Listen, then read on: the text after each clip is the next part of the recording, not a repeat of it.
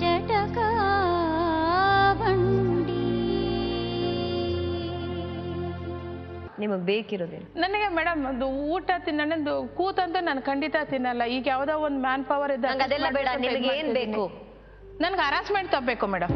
ಯಾಕಂದ್ರೆ ಈಗ ಮಗಳು ಹೇಳಿದಾಗೆ ನಾವು ಮನೆಯಲ್ಲಿ ಕಿತ್ತಾಡೋದು ತಪ್ಪಿದ್ರೆ ಅವ್ರ ಪಾಡಿಗೆ ಅವ್ರು ಓದ್ಕೋತಾರೆ, ಅವ್ರ ಮುಂದೆ ಬರ್ತಾರೆ. ಅಲ್ಲ, ಅವ್ರ ಹರಾಸ್ಮೆಂಟ್ ನಿಲ್ಸಕ್ಕೆ ನಿಮ್ ಕಡೆಯಿಂದ ನೀವೇನ್ ಮಾಡ್ತೀವಿ? ಏನ್ ಮಾಡ್ಬೇಕು ಹೇಳಿ ಮೇಡಮ್? ಮಾಡ್ತೀವಿ. ಅವ್ರು ಹೇಳಿದ್ರಲ್ಲ 13 ಮಾಡಿ ಹರಾಸ್ಮೆಂಟ್ ತಪ್ಪತ್ತೆ ಅಂದ್ರೆ ನಾನು ಮಾತಾಡೋದೇ ಬಿಟ್ಟಿದ್ದೀನಲ್ಲ ಮೇಡಮ್. ಎಷ್ಟೋ ವರ್ಷದಿಂದ ಅಲ್ಲಿ ಒಂದ್ 3 ತಿಂಗಳಿಂದ ನಾನು ಮಾತಾಡ್ಸೋದೇ ಬಿಟ್ಟಿದ್ದೀನಿ. ಏನಾರು ಕೇಳಿದ್ರೆ ಅಷ್ಟೇ ಆನ್ಸರ್ ಮಾಡ್ತೀನಿ, ಇಲ್ಲಾಂದ್ರೆ ಬಾಯಿ ಮುಚ್ಕೊಂಡು ಆಗೋದಲ್ಲ.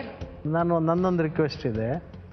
ಈಗ ನಾವು 18 ಅವರ್ಸ್ ಕೆಲಸ ಮಾಡೋದಕ್ಕೂ ಬರೀ 8,000 ರೂಪಾಯಿ ಸಂಬಳ ಕೊಟ್ಟರೆ, ಅದೇ 20 ಅವರ್ಸ್ ಕೆಲಸ ಮಾಡೋಕ್ಕೂ 12 ಅವರ್ಸ್ 12,000 ರೂಪಾಯಿ ಸಂಬಳ ಕೊಟ್ಟರೆ, there should be very efficiency, character, loyalty and intelligency. These are all the factors to be considered. Sir, ಇದಕ್ಕೆಲ್ಲ ಅವ್ರ ಜವಾಬ್ದಾರ ಆಗಲ್ಲ ಅಲ್ವಾ sir? This is something you have to deal with in your professional life. Yes, yes. ಅದಕ್ಕೆ ಅವ್ರನ್ನ ಹೊಣೆ ಮಾಡಿದ್ರೆ ಇದು ಯಾವ ಅವ್ರು ಹೊಣೆ ಮಾಡ್ತಾ ಮತ್ತೆ ನೀವು ಆ ವಿಚಾರ ನೀವು ತರೋದ್ರಿಂದ ಅರ್ಥ ಏನಿದೆ ಸರ್? ಅಲ್ಲ, ಅದಕ್ಕೆ ಅವ್ರು ಅದನ್ನ ಅರ್ಥ ಮಾಡ್ಕೋಬೇಕು ಅಂತ ನಾನು ಹೇಳ್ತಾ ಇರೋದು ಅಷ್ಟೇ, ಇನ್ನೇನಿಲ್ಲ. ಇನ್ನೇನಮ್ಮ? ಅಲ್ಲ ಆಯ್ತು ಮೇಡಮ್, ಇಷ್ಟು ವರ್ಷನೇ ಅನುಭವಿಸಿದ್ದೀನಂತೆ, ಅದನ್ನು ತಾಳ್ಮೆಯಿಂದ ಅನುಭವಿಸ್ಬಿಡ್ತೀನಿ. ನನಗೇನು ಅದೇನು ದೊಡ್ಡ ವಿಷಯ ಅಲ್ಲ.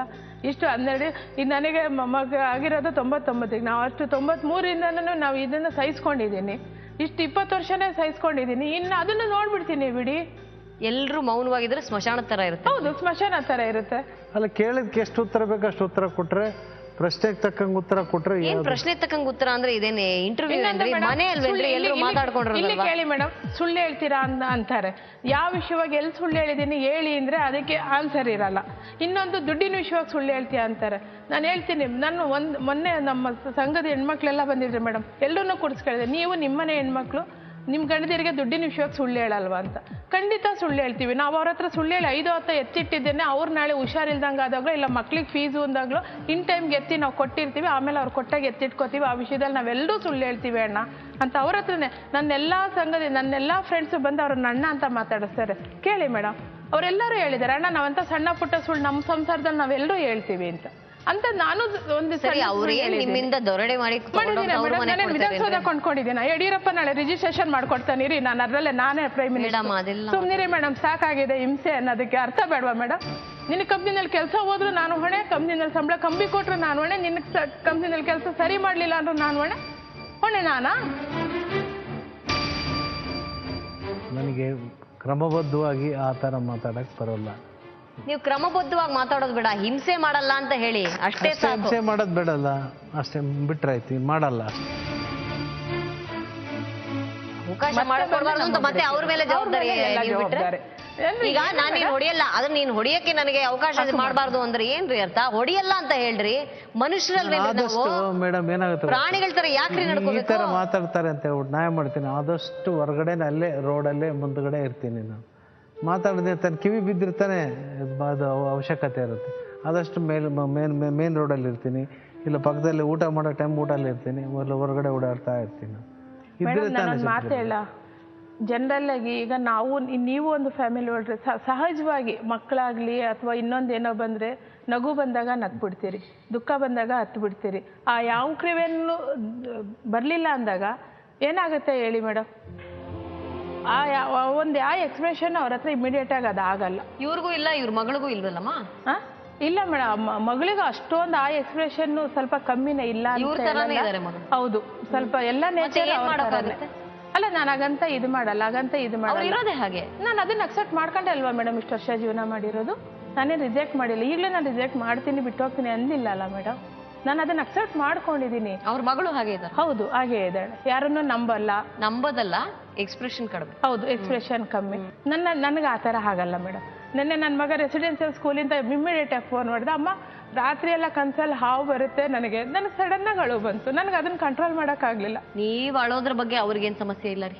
ಇಲ್ಲ, ಇದೆ. ನನ್ನ ಕಣ್ಣೆದುರುಗಡೆ ಅಳ್ಕೂಡ್ದು. ನಿಮ್ಮ ಅಳ ಡ್ರಾಮಾ ಎಲ್ಲ ಇದ್ರೆ ಹೋಗಿ ಹಿಂದೆ ಇಟ್ಕೊಳ್ಳಿ, ನನ್ನ ಕಣ್ಣೆದುರುಗಡೆ ಬೇಡ ಅಂತಾರೆ. ಅದು ಡ್ರಾಮಾ ಅಲ್ಲ. ನಿಮಗ್ ಬರಲ್ಲ ಅಂದ್ರೆ ಅವ್ರಿಗೆ ಬರಬಾರ್ದು. ಫಸ್ಟ್ ಅಳ ನಗ ಗಂಡಸ ಕಂಡ್ರಾಗಲ್ಲ, ಅಳ ಹೆಂಗಸರ್ ಅಂದ್ಬಿಟ್ಟು ಇದೆಲ್ಲ ಏನ್ರಿ ರೂಲ್ಸ್ ಮಾತಾಡ್ತೀರಿ ನಾವು? ನನ್ ಕಂಡ್ರೆ ಆಗಲ್ವಾ ನಿಮ್ಗೆ? ನಾನು ಅಳ್ತೀನಿ. ನನ್ ಫೀಲಿಂಗ್ ಅದು. ನಿಮ್ ಫೀಲಿಂಗ್ ಅಂದ್ರೆ ತಪ್ಪು ಫೀಲಿಂಗ್, ಅದು ಬದಲಾಯಿಸ್ಕೊಳ್ಳಿ ಆ ಫೀಲಿಂಗ್. ಏನು ಮಾಡಕ್ಕಾಗಲ್ಲ, ಏನು ಮಾಡಕ್ಕಾಗಲ್ಲ ಅಂದ್ರೆ ಹೆಂಡತಿ ಮಕ್ಳು ಜೊತೆ ಇಂಡಿವಿಜುವಲ್ ಏನ್ ಇಂಡಿವಿಜುವಲ್ ಇದನ್ನೆಲ್ಲ ಜಸ್ಟಿಫೈ ಮಾಡ್ಕೋಬೇಡಿ ಸರ್, ಬಹಳ ಸ್ಟುಪಿಡ್ ಇದು. ನೀವ್ ಹೇಳ್ತಾ ಇರೋದು? ಹೌದು, ಅದು ಅವ್ರನ್ನ ಹೇಳಿದೀನಿ. ಏನ್ ನಗೋ ಗಂಡಸ್ರ ಕಂಡ್ರೆ ಆಗಲ್ಲ, ಅಳೋ ಹೆಂಗಸ್ರ ಏನ್ ಸ್ಟೇಟ್ಮೆಂಟ್ ಮಾಡ್ತೀರಿ? ಮನುಷ್ಯರು ನಾವು, ಹೀಗೆ ಇರೋದು ನಾವು. ಅಲ್ಲ ಹಳ್ಳಿ ಬೇಕಾದ್ರೆ ಅಳಕ್ ನಮ್ಮಿದ್ರಿಗೆ ಕಳ್ಬೇಕು ಅದನ್ನ. ಏನ್ ನಿಮ್ಮೆದ್ರಿಗೆ ಅಂದ್ರೆ ಅವ್ರೇನ್ ಪಕ್ಕದ ಮನೆಗೆ ಹೋಗಿ ಅಳಕ್ಕಾಗತ್ತಾ? ಒಳಗಡೆ ಹೋಗಳ್ಳಿ. ಒಳಗಡೆ ಅಂದ್ರೆ ಏನ್ ಅರಮನೆ ಕಳ್ಸಿದಾರ ಮೇಡಮ್ ಇವ್ರು ಕಾಣ್ದಂಗ್ ದೂರ ಹೋಗಳಕ್ಕೆ? ಇರೋದು 10x10 ಮನೆ, ಬಟ್ ಇದ್ರಲ್ಲಿ ಬೆಡ್ರೂಮ್ ಅಲ್ಲಿ ಮಾಡಿದ್ರೆ ಮತ್ತೀಗ ಎಲ್ಲೋಗಿ ಅಳ್ಬೇಕ್ರಿ ಅವರು? ಪಕ್ಕದ ಮನೆಗೆ ಹೋಗ್ಬೇಕಾ? ಅಳು ಬಂದ ತಕ್ಷಣ ನಗೋವಾಗ ಎಲ್ಲಿ ಹೋಗ್ಬೇಕು? ಎದುರು ಮನೆಗ? ಅಲ್ಲ ಹಳ್ಳಿ ಮಾಡ್ಕೊಂಡಾಗ ಆಮೇಲೆ ಆಚೆ ಪಕ್ಕದ ರಸ್ತೆಗೆ ಹೋಗ್ಬೇಕು ಅವರು? ಏನ್ ಸರ್ ಇದು ನಿಮ್ logic? It is my personal opinion. It is a bad opinion. I don't know who gave you that opinion. Please change it. It is my thing, sir. Please change it. ಇಲ್ಲ ಅಂದ್ರೆ ನಿಮ್ಗೆ ಕಷ್ಟ ಆಗುತ್ತೆ ಜೀವನದಲ್ಲಿ. ನಿಮ್ಗೆ 40-90 ವರ್ಷ ಇರ್ಬೋದು. You have to change. ನಮ್ಗೆ ಯಾವಾಗ ಅಳ್ಬೇಕು ಅನ್ಸುತ್ತೋ ಅವಾಗ ನಾವು ಅಳ್ತೀವಿ ಸರ್. ಇದಕ್ಕೆಲ್ಲ ಕಡಿವಾಣ ಹಾಕೊಂಡು ಕೂತ್ಕೊಳ್ಳೋಕ್ಕಾಗಲ್ಲ ಸರ್. ಎಮೋಷನ್ ಬರಬಾರ್ದು. ಯಾರೋ ಸತ್ತೋದ್ರು ಅಳ್ಬೇಕು. You are thinking, if you are molded so much. I am not molded. You are molded. That is the problem. No. I am not denying. I am not accepting your statement. You are molded. You have opinions. I don't have opinions. No. I am telling ಹುಸಿನಗೌಡ ಊರಿಗೆ ಮೂಲ ಅಂತ. ಯಾವಲ್ಲ ಹುಸಿನಗೌಡ ಅಂತ ಅವ್ರ ಬಗ್ಗೆ ಹೇಳ್ತಾ ಇದೀನ. ಎಲ್ಲರೂ ನಗಬಾರ್ದು ಅಂತ ಏನು ಹೇಳಲಿಲ್ಲ ನಾನು. ಎಲ್ಲರೂ ಅಳಬಾರ್ದು ಅಂತ ಹೇಳಿಲ್ಲ. ಅಳ ಅವಶ್ಯಕತೆ ಇದೆ. ಸತ್ತಾಗ ಅಳ್ತಾರೆ, ಅದ್ರ ಅಳಬಾರ್ದು ಅಂತ ಹೇಳಿದ್ದೆ ನಾನು. ಅದೇ ರೀ, ಸತ್ತಾಗ ಮಾತ್ರ ಅಳಬೇಕು. ಯಾವಾಗಲೂ ಬೇಜಾರಾದಾಗ ಬೇರೆ ಟೈಮಲ್ಲಿ ಅಳಬಾರ್ದು ಅಂತ. ಹೌದು, ನಾನು ಹೇಳಕ್ ನಾನು ಯಾರು ಅಲ್ಲ ಅಂತ ಹೇಳ್ತಾ ಇರೋದು. ಎಮೋಷನ್ಸ್ ಅನ್ನೋದು ಇದೆ. Everybody has got their own emotions. ಅಳು ಬರಲ್ಲ ಅಂದ್ರೆ ನಾವೇನ್ ಸರ್ ಮಾಡೋದು? ನಿಮ್ಗೆ ನಮ್ ಕಂಡ್ರೆ ಹೊಟ್ಟೆ ಉರಿ ಸರ್. ಅಲ್ಲ, ನನಗೂ ಅಳು ಬರುತ್ತೆ. ನಾನು ಅಳು ಅಳ್ತಲ್ಲ. ನಾನು ಬಂದ ನಟಿನ ಕಣ್ಣೀರ್ ಹಾಕೊಂಡು ನಾನು ಸುಮ್ಮನಿರ್ತೇನೆ. ಅವ್ರಿಗೆ ಹಂಗ್ ಬರಲ್ಲ ಸರ್. ಅವ್ರು ಎಲ್ಲರ ಎದುರು ಅಳ್ಬೇಕು ಅಂತ ನಾನು ಹಂಗತಿ ಎಲ್ಲರಿಗೂ ಹೇಳಿಲ್ಲ ನಾನು. I am giving A typical example, that's all.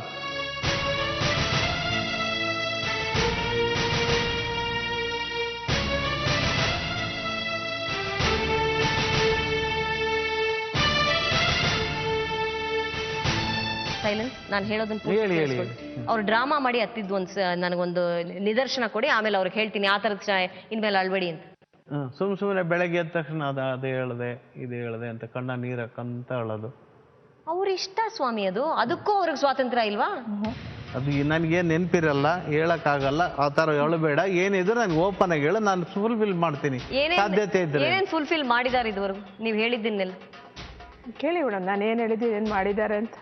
ಏನೇನ್ ಫುಲ್ಫಿಲ್ ಮಾಡಿದೀರಿ ಸರ್? ಅವ್ರು ಕೇಳಿದ್ದೆಲ್ಲ ಫುಲ್ಫಿಲ್ ಮಾಡಿಬಿಟ್ಟಿದ್ರೆ ಕಣ್ಣೀರ್ ಹಾಕೊಳಕ್ ಅವ್ರಿಗೆ ಟ್ರಸ್ಟ್ ಮಾಡ್ಕೊಡಂತೆ ಟ್ರಸ್ಟ್ ಮಾಡ್ಕೊಟ್ಟಿದ್ದೀನಿ ಅವಳಿಗೆ. ಮತ್ತೇನ್ ಬೇಕು?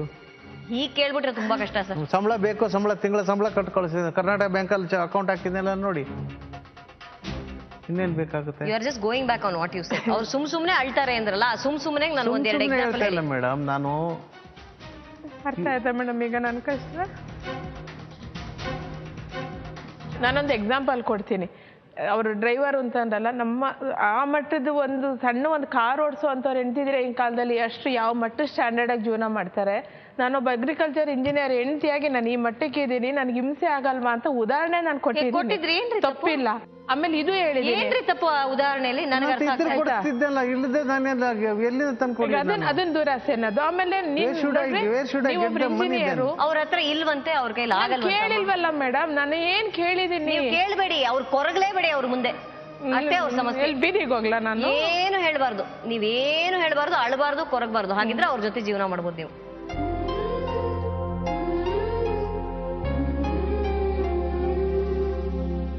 ಏನೂ ಅಪೇಕ್ಷೆ ಇಟ್ಕೋಬೇಡಿ. ಹಾಗಿರೋಲ್ಲ ಮೇಡಮ್, ಸತ್ತೋಗಿದೆ ಅಪೇಕ್ಷೆ ಅನ್ನೋದೇ ಸತ್ತೋಗಿದೆ. ಜೀವ ಇರೋದು ಒಂದೇ, ಅವೆರಡು ಮಕ್ಕಳಿದೆ, ಅವರ ಅನಾಥರ ಆಗ್ಬಾರ್ದು ಅನ್ನೋ ಒಂದೇ ಉದ್ದೇಶಕ್ಕೆ ಒದ್ದಾಡ್ತಿದ್ದೀನಿ. ಸರ್ ಆಯ್ತಾ? ಅವ್ರು ಇವತ್ತೇ ಕೊನೆ. ಇದುವರೆಗೂ ಏನಾದ್ರೂ ಮಾತಾಡಿದ್ರೆ, ಅತ್ತಿದ್ರೆ, ನಕ್ಕಿದ್ರೆ ಎಲ್ಲದಕ್ಕೂ ಕ್ಷಮಿಸ್ಬಿಟ್ಟು ಮನೆಗೆ ಕರ್ಕೊಂಡು ಹೋಗಿ. ಇನ್ಮೇಲೆ ಹೊಡಿಬೇಡಿ. ಇಷ್ಟೇ ಸರ್ ನಮ್ಮ ರಿಕ್ವೆಸ್ಟ್ ನಿಮಗೆ. ಅಷ್ಟೇ ತಾನೇ, ಮುಟ್ಟಲ್ಲ ಅಷ್ಟೇ. ನೋಡಿ ಮೇಡಮ್, ನನ್ನ ಒಂದು ಇಲ್ಲಿವರೆಗೂ ಬಂದಿದ್ದ ಉದ್ದೇಶ, ಅವ್ರ ಆರೋಗ್ಯ ಸರಿ ಇಲ್ಲದೆ ಇದ್ದಾಗ ಅವ್ರನ್ನ ಸರ್ ಮಾಡ್ಕೊಟ್ಟಿರೋ ಜೀ ಕನ್ನಡಗೆ ನಾನು ಥ್ಯಾಂಕ್ಸ್ ಹೇಳ್ಬೇಕು. ನೀವು ಹೇಳ್ತಾ ಇದ್ದೀರಿ, ಅವ್ರು ನನಗೆ ಒಂದ್ಸತಿನೂ ಅಲ್ಲ, ನಾನು ಅಷ್ಟೊತ್ತಿಗೆ ಅದೇ ಅವ್ರ ಒಪಿನಿಯನ್ ಹೇಗೋ ಏನು, ನನ್ನ ಉದ್ದೇಶ ಇದೆ. ಆಯ್ತಾ? ಎರಡನೇದು, ನನ್ನ ಅಪೇಕ್ಷೆ ಅನ್ನೋದೆಲ್ಲ ಸತ್ತೋಗ್ಬಿಟ್ಟಿದೆ. ಇಟ್ಕೊಳ್ಳೇಬೇಡಿ ಹಿಂದೆ. ಅಲ್ಲ, ಇಲ್ಲೇ ಸತ್ತೋಗಿದೆ. ಆದ್ರೆ ಮಕ್ಳ ಭವಿಷ್ಯದ ಬಗ್ಗೆ ಮಾತ್ರ ನನ್ನ ಕನ್ಸನ್ನ ನಾನು ಯಾವತ್ತು ಯಾರು ಏನ್ ಹೇಳಿದ್ರು ಮುರ್ಕೊಳಕ್ ನನ್ನ ಅವಕಾಶ ಇಲ್ಲ. ಯಾಕೆಂದ್ರೆ ನಾವು ಬೆಳೆಯೋ ಮಕ್ಕಳು. ಇಲ್ಲ, ಅವ್ರಿಗೂ ಆ ತರದ್ದೇನಿಲ್ಲ ರೀ. ಮೇಡಮ್, ಹಾಗಂತ ಇವಾಗ ನನ್ನ ಹತ್ರ ಏನಿಲ್ಲ, ಇಲ್ಲ ನಾನೇನು ಮಾಡಲ್ಲ ಅಂತಾರೆ. ನಾಳೆ ಮಗು SLC ಪಾಸ್ ಕಾಲೇಜ್ ಕಟ್ಬೇಕು, ಕಾಲೇಜ್ ಫೀಸ್ ಕಟ್ಟಕ್ ನನ್ನ ಹತ್ರ ದುಡ್ಡಿಲ್ಲ, ನಾನು ಕಟ್ಟಲ್ಲ ಅಂತ ಅವಾಗ ಅದನ್ನೇನ್ ಹೇಳ್ತೀರಾ? ಅದಕ್ಕೆ ಉತ್ತರ ಹೇಳಿ.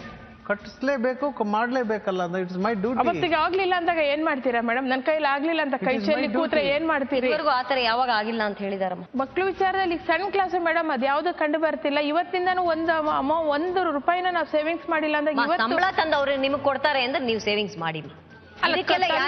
ಇಲ್ಲ ಮೇಡಮ್, ನಾನು ಯಾರ್ಯಾರನ್ನೂ ಕರೀತಲ್ಲ. ಅವ್ರು ನನ್ನ ಕೈ ಅಷ್ಟು ನನ್ನ ಹತ್ರ ಸೇವಿಂಗ್ಸ್ ಇದ್ದೀರಿ. ಇವತ್ತು ನನ್ಗೆ ಯಾರು ಗತಿ ಇಲ್ಲ, ನನ್ನ ಇವ್ರನ್ನ ಯಜಮಾನ್ರಿಗೆ ಒಂದು ಇದನ್ನ ಕೊಡ್ಸಿ ಅಂತ ನಾನು ಇಲ್ಲಿವರೆಗೂ ಬರೋ ಅವಶ್ಯಕತೆ ಇರಲಿಲ್ಲ. ಸೇವಿಂಗ್ಸ್ ಎಲ್ಲ ಏನೋ ಮಾಡ್ತಿರ್ಲಿಲ್ಲ ಮೇಡಮ್. ಇದೇ ಪರಿಸ್ಥಿತಿ ನಾಳೆ ಬರಲ್ಲ ಅಂತ ಏನ್ ಗ್ಯಾರಂಟಿ? ಯಾವ್ದೋ ಪರಿಸ್ಥಿತಿ ಬರುತ್ತೆ ಅಂತಾನೆ ಜೀವನ ಮಾಡಕ್ಕಾಗಲ್ಲ. ಆಗಲ್ಲ ಮೇಡಮ್, ನಿಜ. ಇವತ್ತಿಂದ ಒಪ್ಕೊಂಡು ಜೀವನ ಮಾಡಿ. ಹಾಗಂತ ಅಯ್ಯೋ ನಾಳೆ ಏನೋ ಆಗ್ಬಿಡುತ್ತೆ ಅಂತ ಇವತ್ತು ಅಳ್ತಾ ಕೂತಿರಕ್ಕಾಗಲ್ಲಮ್ಮ. ನಾಳೆ ತಪ್ಪಲ್ಲ ಅಂದ್ರೆ ಅವ್ರಿಗೆ ಏನ್ ಮಾಡ್ಬೇಕು ನೀವ್ ಹೇಳಿ. ಅವ್ರು ಕೆಲ್ಸಕ್ಕೆ ಹೋಗ್ಬೇಕು, ಸಂಬಳ ತಂದು ಕೊಡ್ತಾ ಇದಾರೆ, ಇನ್ನೇನ್ ಮಾಡ್ಬೇಕು? ಅವರು ಅವ್ರ ಮೈ ಕೈ ಮಾರ್ಕೊಂಡ್ ಬಂದು ನಿಮ್ಗೆ ಕೊಡ್ಬೇಕಾ? ಏನ್ ಮಾಡ್ಬೇಕು? ಆ ಕೆಲಸ ಮಾಡಿದ್ರೆ ಇಷ್ಟೊತ್ತಿ ನಾನು ವಿಧಾನಸೌಧ ಕೊಂಡ್ಕೊತಿದ್ದೆ. ಆ ಕೆಲಸ ಮಾಡ್ಲಿಲ್ವಲ್ಲ ಮೇಡಮ್, ನೀವು ಜೋರ್ ಮಾಡ್ತೀರಾ. ಏನ್ ಮಾಡ್ಬೇಕು? ಅವ್ರು ಏನ್ ಮಾಡ್ಬೇಕು ಅದನ್ನ ಆನೆಸ್ಟಾಗಿ ಮಾಡಿದ್ರು ಸಾಕಾಗಿದೆ ನನಗೆ. ಅರೇಂಜ್ಮೆಂಟ್ ಕೊಡೋದು ನಿಲ್ಲಿಸ್ಬಿಟ್ರೆ ನಾನು ಅವ್ರಿಗೆ ಟ್ರಸ್ಟ್ ಮಾಡ್ಕೊಟ್ಟೆ, ಅದು ಮಾಡ್ಕೊಂಡೆ, ಟ್ರಸ್ಟ್ ಮಾಡಿ ರಿಜಿಸ್ಟರ್ ಮಾಡಿ ಪೇಪರ್ ಅವ್ರ ಕೆಲ್ಸಕ್ಕೆ ಹೋಗ್ತಿಲ್ವಮ್ಮ? ಈಗಿಲ್ಲ ಮೇಡಮ್ ಕೆಲಸ. ಈಗಿಲ್ಲ ಕೆಲ್ಸಕ್ಕೆ ಹೋಗ್ತಾ ಇದ್ದಾಗ ಸಂಬಳ ನಿಮ್ ಕೈಗೆ ತಂದು ಕೊಡ್ತಾ ಇದ್ರಲ್ವೇನಮ್ಮ? ಕೊಡೋರು ಮೇಡಮ್. ಮತ್ತಿನ್ನೇನಮ್ಮ ನಿಮ್ ಸಮಸ್ಯೆ?